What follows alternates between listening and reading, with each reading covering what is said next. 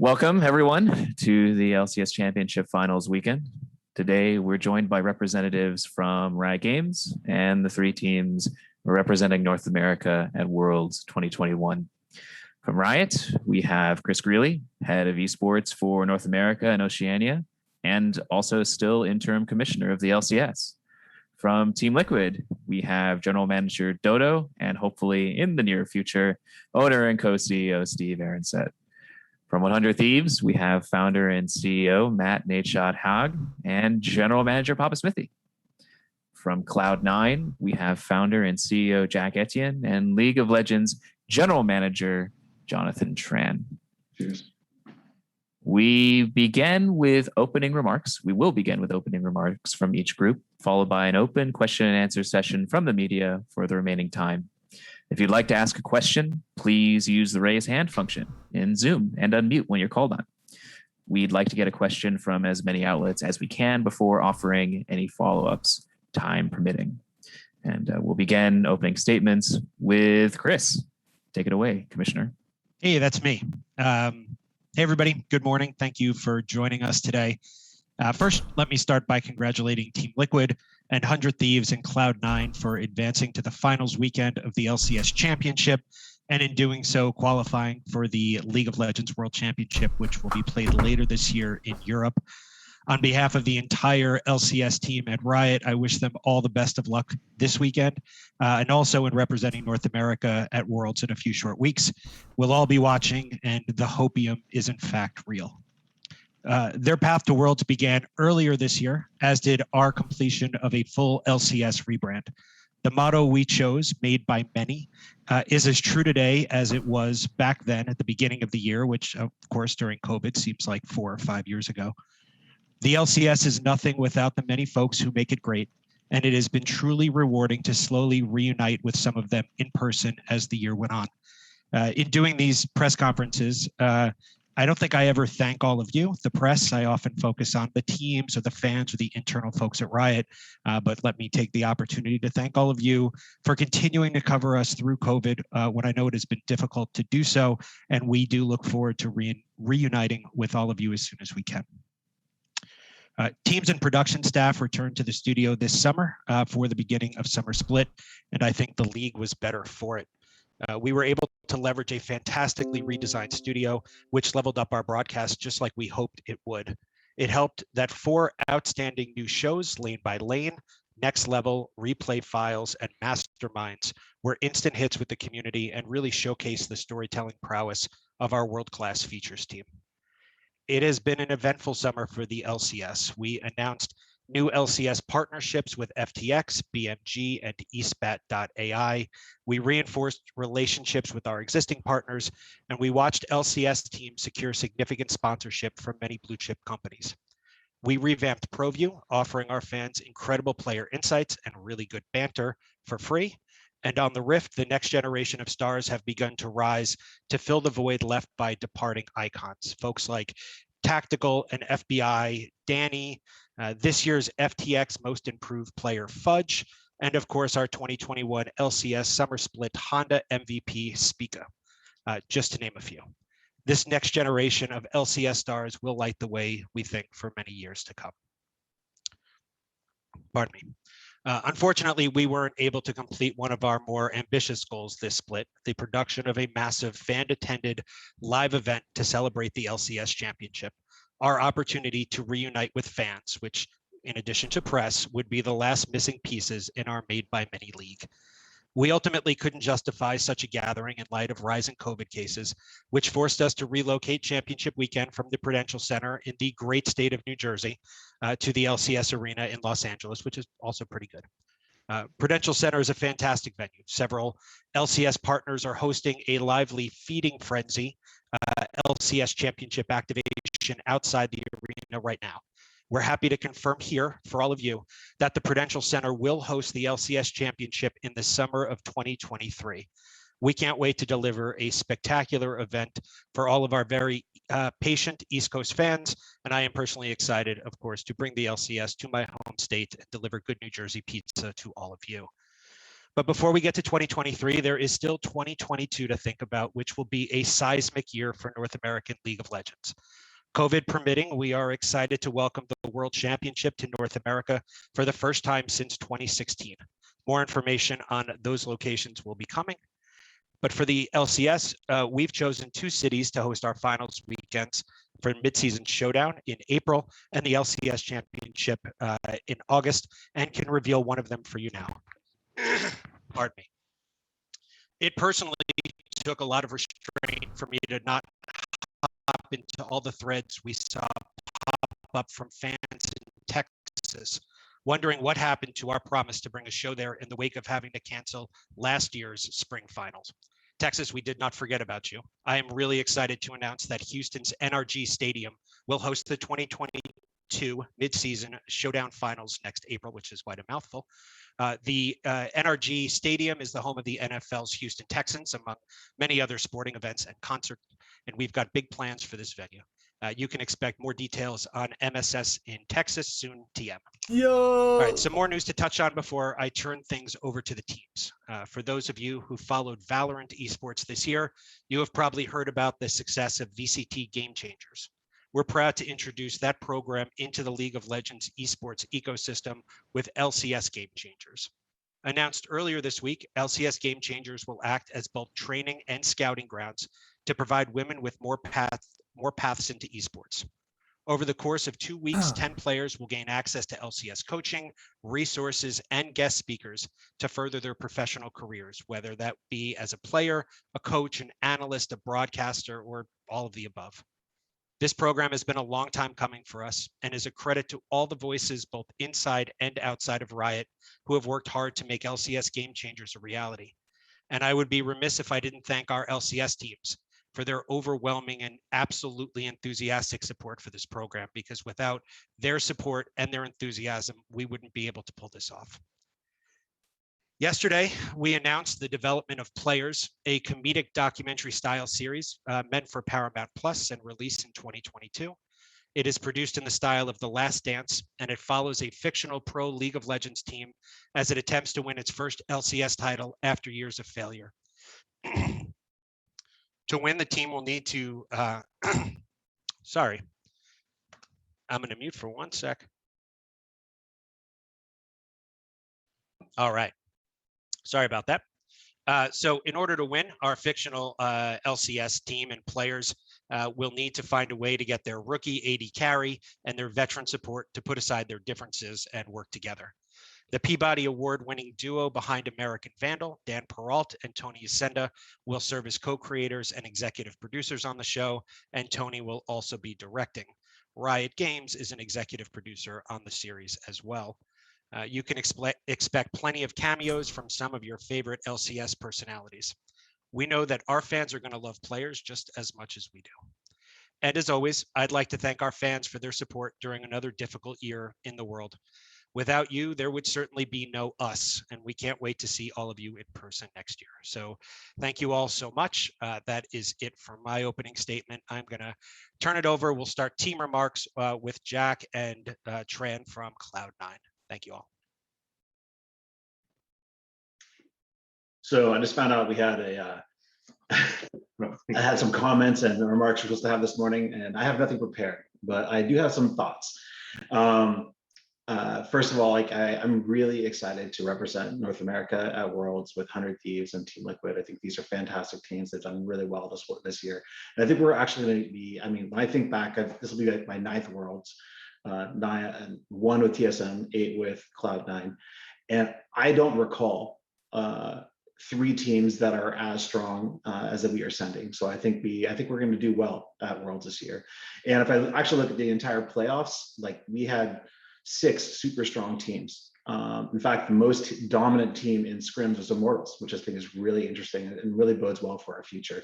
So, huge props to all the teams that participated in playoffs. And this is definitely not one of these stompy playoffs where one team or 2 teams are crushing it all. We got 6 really great teams that went in, and the 3 best are actually going to Worlds. So hats off to the other teams, and I'm really excited to see how the rest of this playoffs plays out, and then how we do at Worlds. You got anything to say? That's good. Yeah, we're good. Cheers. 100 Thieves, go ahead.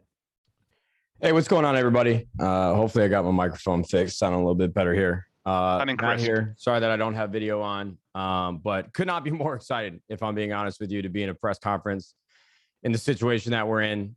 Excited to face off against Cloud9 today. Hopefully beat them and make it into the grand finals tomorrow. But this is really just a very exciting moment for our entire program.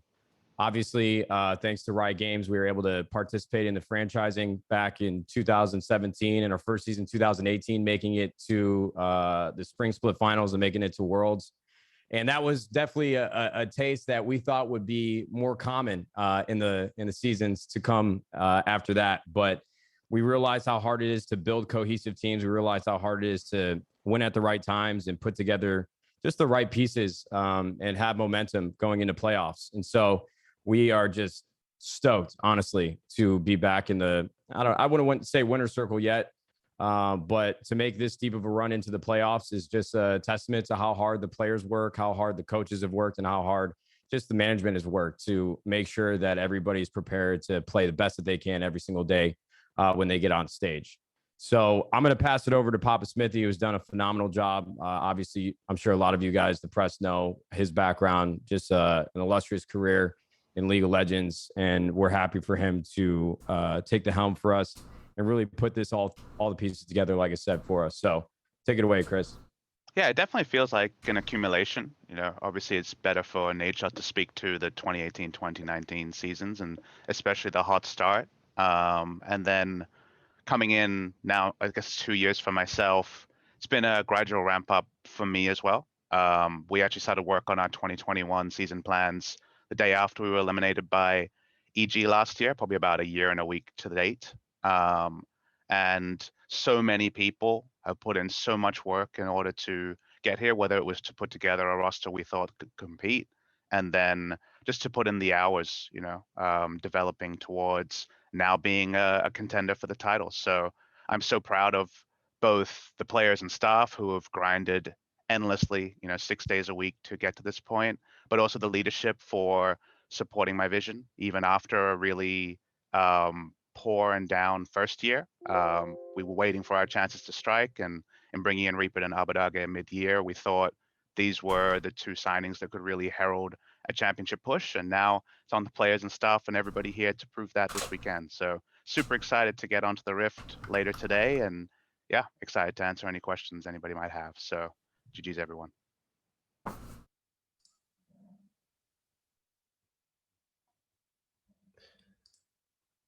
Okay, so hey everyone, Dodo here from Team Liquid. First of all, thanks Greeley and LCS for setting this press up today, and everyone for joining today as well. For Team Liquid, this summer split has been a roller coaster of a split. We finished 15-12 in summer, and then we are riding some good momentum right now. But we had to go through multiple layers of adversity. The split, due to a lot of factors. Our starting lineup couldn't play until week 9. We had coaching changes. Cold and other staff had really stepped up during playoffs and stepping in as the interim head coach. And and we all did this all through COVID. So there was so much things going on, but we are really proud of what we were able to accomplish and make the finals and go to Worlds. And our roster, also our players, were just powering through all the problems and just holding on and just being strong throughout the split. And now we're in the grand finals of LCS, and also being able to represent NA in the Worlds. Sorry. And also for our academy roster as well, our Mao and Jenkins stepping in to being able to plug and play and produce good results, and also our academy team also winning the academy playoffs as well and being in a good spot for proving grounds. And with that, we're really excited to have Worlds in EU and be able to represent NA. But at the same time, we do have a work to do this weekend on Sunday. We will have to see who we'll be facing against C9 or 100 Thieves today, and we'll be waiting, and we're really excited to see how it's gonna play out. But we'll be waiting. So thanks again to all the fans who were able to support us through all the hardship, very up and down season, and we couldn't do this without everyone, and hope we'll make you guys proud in Europe and also in LCS. Thank you, Dodo, and thank you, everyone. Now we can open it up to open Q&A from the press. Please use the raise hand function in chat, and I will call on you.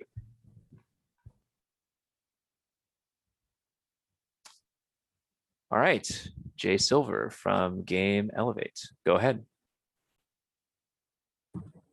Thank you so much. I just want to make sure I can be heard. I'm in a little bit of a dead zone right now. So You're good, Jay. Thank you. Congratulations, Team Liquid, Cloud9, and 100 Thieves on your qualification for Worlds. I do have a question for all three of the owners. So obviously this year, as we just know from Worlds being moved from China to EU, this World will be very challenging. So I want to ask all the owners, what will you do to make sure that your team has a successful and safe Worlds in the era of COVID? I could start off. So for Team Liquid, we are very excited to have Worlds in EU. We do have our facility AWTF EU in Europe, in Netherlands, and we are excited to field our players there and practice out of our facility and make sure we are all safe. We are taking extra safety protocols on traveling, making sure we are safe and well in our facility and while traveling as well. And we have all the staff and good facilities set up there to support us. So we are excited. Yeah, to touch on that, to be honest with you guys, I mean, we've been functioning in esports at professional level for the last year and a half during COVID. And obviously, logistically, when you start traveling internationally, that adds a few more obstacles or a few more road bumps. But I'm really proud of the team that we've built at 100 Thieves, a support structure for our players to make sure that there's nothing for them to worry about so that they can clear their minds when they step on stage and play at the level that we hope they can play at and believe they can play at. So obviously, shout out to Riot for, making hard decisions in the face of like a very, very difficult scenario, unprecedented times. But I think all three teams, with the time that they've spent in the world of esports and the staffs that they've built out, I don't think this should cause any issues. International travel is nothing new for esports programs. So I think hopefully it should be smooth sailing. But we're excited regardless, no matter what the situation brings us. We'll take care of it and handle it how we always have. Yeah, I really want to echo what Matt and Dodo said there. All three of the teams, we've been doing this for a year and a half, working inside COVID. That doesn't mean we can let up at all. We'll constantly be vigilant on trying to protect our players and our staff. But we have been doing this for a while, and we've got some great protocols set up to try to minimize any sort of risk. I'm really confident that we can do this. We did it at MSI. We have other teams around the world that have been traveling and using our protocol. We will be looking to keep all of our players and our staff safe. Thank you. The next question comes from Faisal from GameZone. Hello, everyone. Again, just want to reiterate what everyone else said is congratulations to all three teams making it to Worlds. This is a question for all the owners as well. A lot of talk has been made about how there's only 3 NA players from NA that are going to be going to Worlds on the Worlds representatives. Do you think that's healthy for the region, or do you think that's something that we shouldn't be really worried about as fans of the LCS?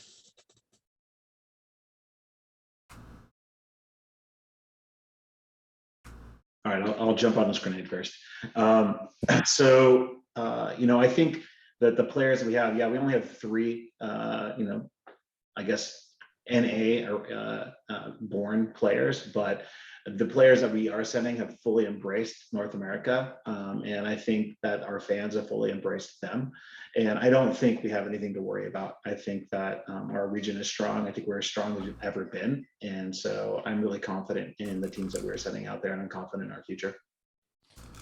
Yeah, hey, look, hopefully I don't say anything controversial here, because I know this is a very sensitive topic for the League of Legends community, but I mean, if you run down our roster, at least for me, listen, Someday has been with us since we started franchising 100 Thieves, like actually in the LCS. So I know his origins are in South Korea, but he is more 100 Thieves than the majority of even staff at our company. So I know that's not holistically looking top down at North America and the talent, bottleneck that we, some people see that we might have. At the end of the day, these franchises and all these teams, we have to field the best rosters. And I would love for it to be 5 North American players. But unfortunately, with just the ecosystem that we're in right now, it's just not the case. And I have a very short exposure to League of Legends.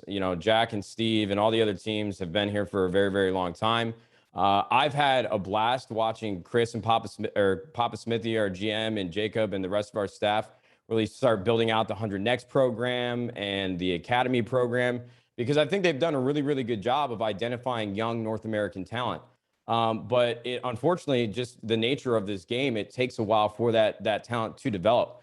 We've seen a lot of situations where you pick up a player who is, native to North America. They're really young. You throw them up on stage, and it really hurts their chances of their career actually, taking off and prospering in like the right order and the right magnitude of time. So look, I think every team wants there to be better North American talent. We want to help foster it. And I think the talent is out there. We see it in other games. We see it in League of Legends to a certain degree. So I think it just needs time to develop. And, esports, everybody wants you to win right fucking now. There's no debate. It's like everybody wants you to win right now, but they also want you to be, fielding North American talent and giving young players a shot. But sometimes you can't have your cake and eat it too. So it's a difficult situation. We're trying to manage it as best as we possibly can. We're proud to be a North American team. We're proud of the player base that is competing in League of Legends, and hopefully that they'll have their time to shine in the coming years as these programs that we have at 100 Thieves continue to develop. Yeah, and for me, I agree with Jack and Nadeshot's comments for sure. And for some of the players that are going to Worlds, and especially for NTL, we have Core JJ, Jensen, and Centurion, who have spent most of their careers in NA. Jensen started his career in C9, and in NA, and Core is coming in, and he has been working super hard to make NA a stronger region. He's been going out there, starting the in-house scrims and making solo queue better. Like, he's been trying so hard to represent NA, and he really wants to win it for NA. So calling, these players who are going out there to represent NA and they're not NA players, I feel like it's a little bit disrespectful for them as well. So I feel like we should be treating these players as NA players, and they are proud of representing NA as well. So. Question from Andre from GG Recon. All right, thank you very much, and thank you very much for the teams for being here. This question's more directed towards Nadeshot. You already touched on this a bit during your opening statement, but ever since the first season when 100 Thieves joined the LCS, the team couldn't quite get back to the stage that it had set for itself early on. So what's it been like being able to get into top 3, so finals weekend, and Worlds again after having this sort of process of bringing PapaSmithy in and having numerous roster changes finally bear fruit? Well, Andre, I appreciate the question. Yeah, man, it's been a tough road to get back here in a place where we're competing in the postseason. That's obviously the goal for esports in general. Everybody wants to hoist the trophy at the end of the year and at the end of the season. I think for me, as with like limited exposure to League of Legends, we got a false taste of what, competing in North America would actually be. Obviously, there's an incredible amount of talent from every region and from every team, and people have put together some pretty damn good rosters. And I've talked about this before on social media, but I think one of the challenges that we had was trying to build relationships with a lot of management, a lot of players, a lot of coaches, just like the whole nine to put together the right roster. And I've enjoyed playing with every single player and coach that's come into our program. But at a certain point, man, like I really love to be the dumbest person in the room. And over time, we've continued to supplement our staff with some great minds in League of Legends to steer our program in the right direction. I have no issue with admitting things that I don't know well enough. Like where I come from in Call of Duty, you didn't have coaches, you didn't have GMs, you didn't have analysts. You were really just players trying to recruit other players, and there was only 4 people on a team, and there wasn't as much depth as League of Legends has, and the macro micro decisions in game and out of game, and making sure that everybody gets along, and language barriers, and it's just holy shit. I mean, it really is difficult to get the winning program and get it in the right place in the right time. So hats off to like the legacy teams and the teams that continue to have success, like TSM and TL and Cloud9. It's not easy. It's just not an easy thing to do. So I'm more than happy and grateful that we have all of our coaches that we have, PapaSmithy, Reaper, Freeze, all the guys helping below them, and some incredible players that trusted our vision and trusted what we had planned for this year. You know, PapaSmithy brought it up earlier, but I'm really proud of the fact that we weren't complacent with spring. You know, we went out and made mid-season roster changes. We brought Abadage over from the EU. We brought on Reaper, and we've had success. So I'm really hoping we beat Cloud9 today and continue to move forward. I would love to play in the grand finals again. I truly believe this after, over a decade of in esports. I don't think that there's any game that's more entertaining when there's something on the line than League of Legends. So I'm just grateful to be here. I'm excited to watch free League of Legends. Normally when the regular season ends, it's not fun. You got to wait a couple months. You go through roster mania a little bit. So I'm excited for some more best of fives. I'm stoked. I can't wait. Next question from Parks from Upcomer. Hey there. I'm actually going to go back to 100 Thieves, but I'm going to throw it over to PapaSmithy really quickly, and Nadeshot, if you want to hop in afterward, feel free. PapaSmithy, I've heard that he has been referred to as the mom of the team. So I would just like to ask, what is it that he does for the team outside of just being a support in the game? What does he do off the riff for these guys? Yeah, very much. I think that's a fair name, and it's a very affectionate one. I think when it comes to players in esports, at least in League of Legends, high emotional intelligence is not necessarily like an expected trait of a competitor. But I think he is super smart about reading a room and supporting his teammates, whether it's bringing them up when they're down or reining them in when they're a little bit too over the top. But it gets to kind of more specific examples, like, for example, around Thanksgiving time or Christmas time, he'll invite a lot of our players, and we do have a lot of players from around the world, Closer from Turkey, some Aussies. Like, he'll invite them over and cook dinner alongside his partner to kind of bring them in and continue to have those bonds between players. And then it's pretty common after, say, a 3-0 week to go out for, K barbecue with the team or whatever with the company card. Thank you, Nadeshot. But he will also consistently, after any weekend, whether it's 3-0, 2-1, 1-2, or 0-3, invite people over to his house. We have a board game night or something like that, and just make everyone kind of settle, whether it's, settling on in excitement or kind of getting over any of the barriers that are stopping us from progressing. And I think I know not to take for advantage someone like that on the team side. There's one thing for the GM to say, hey guys, don't worry, like, here's the card, let's all go for some retail therapy of some sort. And it's another thing for one of the people in the trenches, one of the players, to just volunteer that and step up. And it's a sign of leadership, even if, people might think of it in a different way. So outside of his gameplay stuff, we're super lucky to have someone who just wears his heart on his sleeve in that way. It's definitely not fake. That's just who Jay is. So he's a credit to himself and also the profession as well. All right. Next question from Shawn from esports.gg. Yeah, so this question is addressed to the owners again. So Nadeshot and Jack, and I guess Dodo if you're speaking for Team Liquid. So kind of similar to the first question, but from your ownership point of view, Worlds was moved from China to Europe somewhat suddenly this year. So does that have any impact on the organization that maybe the regular fan doesn't see, whether from maybe a financial or a planning perspective? I can jump in here first. To be honest with you, I think it makes things a little easier. I'm not even sure if I'm supposed to talk about this, but I guess nobody's going to tell me differently. It's funny because a lot of things with China or heading over there, I think there were going to be some issues with visas. There were possibly decisions that we'd have to make where players might not be able to make it back into the US for another couple months following Worlds. So look, I'm not a lawyer. I don't understand international visas and travel, so I'm not even going to speak on that in any way. But I think it actually makes things a little bit easier. So it's pretty simple. I think I'm excited to go to Europe, and I think the team is probably a little bit happier that it's ended up in that region. Yeah, for us too, it definitely made things a lot easier.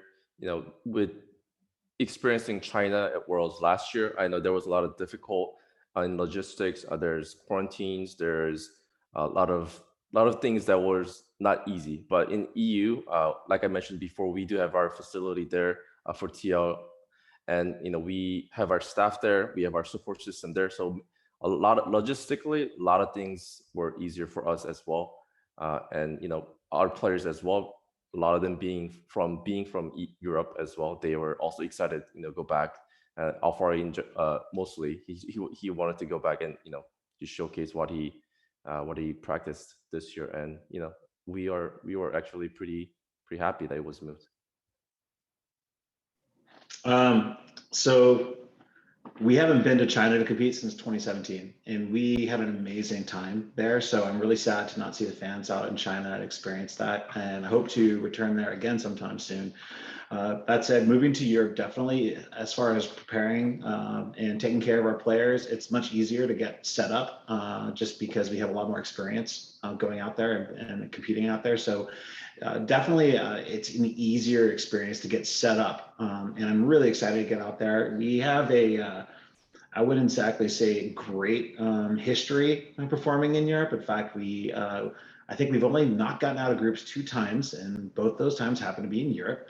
So I would like to change history and look to have a more successful trip to Europe this time. So I'm excited for that challenge. Next question from Alejandro from Jinx. Hello, it's a great pleasure to be here with you. My question goes for all 3 orgs.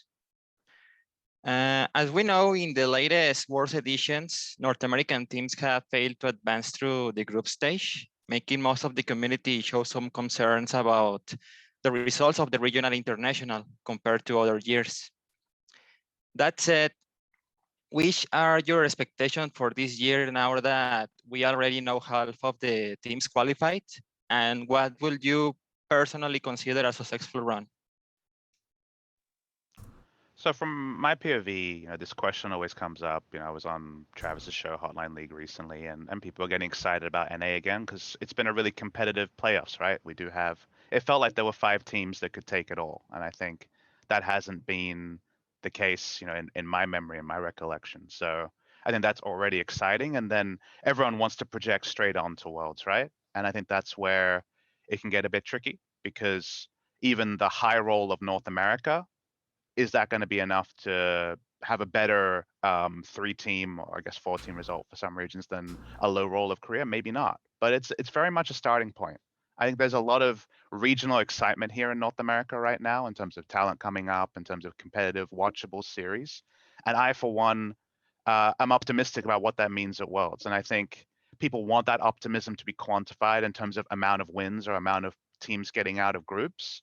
But I think people will know a success when they see it, if they can see teams competing and improving. Like when I look at a team, and I followed many teams, obviously, as a caster and as a GM, I want to see where were they at the start, where were they at the end, and how much improvement did they make. And I think if we have 3 North American teams that are doing that, 1 through play-ins and 2 through groups, I think people will be excited, even if I can't sit here and say that I have the utmost faith that a team is going to make semis or finals this year. So I know it sounds like I'm watering down a response, but I think there's a lot of optimism in the NA ecosystem right now. And I want to cultivate that without putting together some quote about teams making semis and then that being used to clown us if we are able to make the noticeable changes and the noticeable improvements that I really do feel are coming.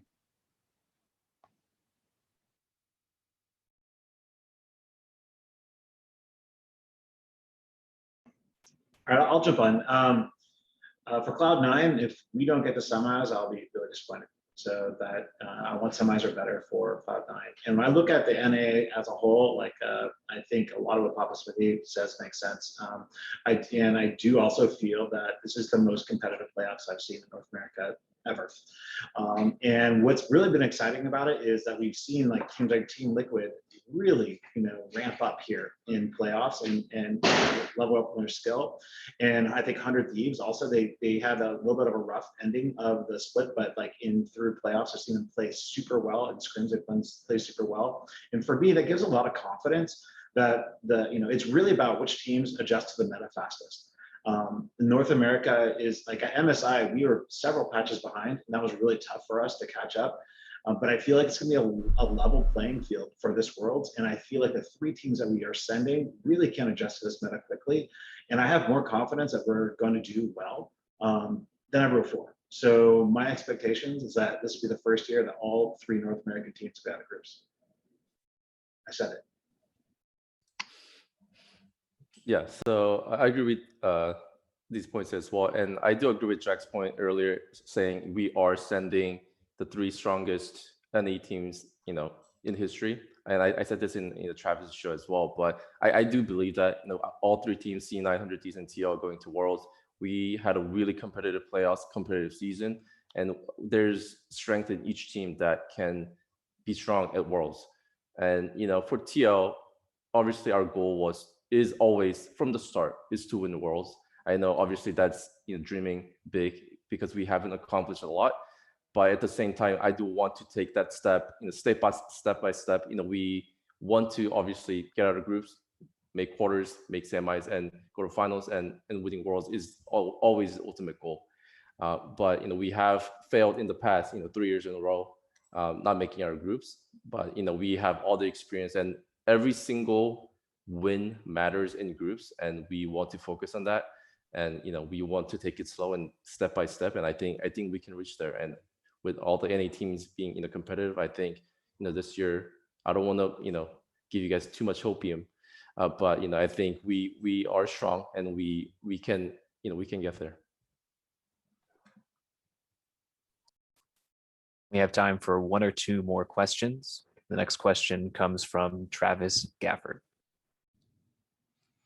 Hey guys, this question is for Jack. So I know that it's constantly really intense, and I'm sure there's pressure every year to try to make Worlds whenever you're one of the big 3 teams. But TSM and C9 really balled out hard in the off season, and I think right now there's a lot of people looking at TSM going like, "Oh my God, they spent this much money and they still didn't make Worlds." And so I'm kind of curious. You were at times in that last week's series very, very close to being in Andy's shoes. So was there additional pressure whenever you go so hard on building a roster to make Worlds? And I guess I don't know if there were any moments in your mind where you had some spooky thoughts flashing by on how bad it would be if that occurred.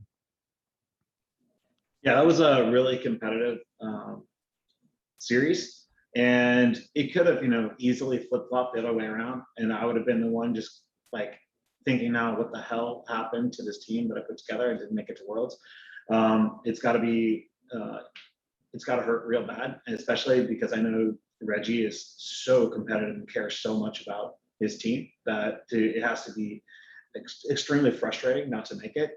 There definitely was a few spooky moments. So I was like, wait, the team is not performing the way we expected. Honestly, when I look at those games, I feel like it wasn't so much that TSM was beating us, but we were beating ourselves in the early games. And so I still had a lot of confidence that if we can just stop inting early, that we were going to win the series. Plus, we had the perks game 4-5 bonus going in. So once we got to game 4, I felt very confident. But yeah, it's got to be tough, and it's not just Cloud9 and TSM. Like all of the teams have really stepped up on their effort and their investment in their teams. So unfortunately, there's always going to be some folks that don't make it, and it's super painful. But I also just have a lot of respect for the teams that have really balled out and tried to knock it out of the park, even though they didn't make it. All right, we started slightly late, so I think we have time for one last question. This is from Michael from Dot Esports. Thank you so much. My question is for Commissioner Greeley. Commissioner, the goal around this time last year when Worlds 2021 was originally announced to be held in China was to give Chinese fans a more genuine experience at the World Championship in light of the limited capacity of the tournament in 2020. Is it still on the table to bring Worlds to China sometime in the near or distant future to give those fans a quote unquote makeup tournament?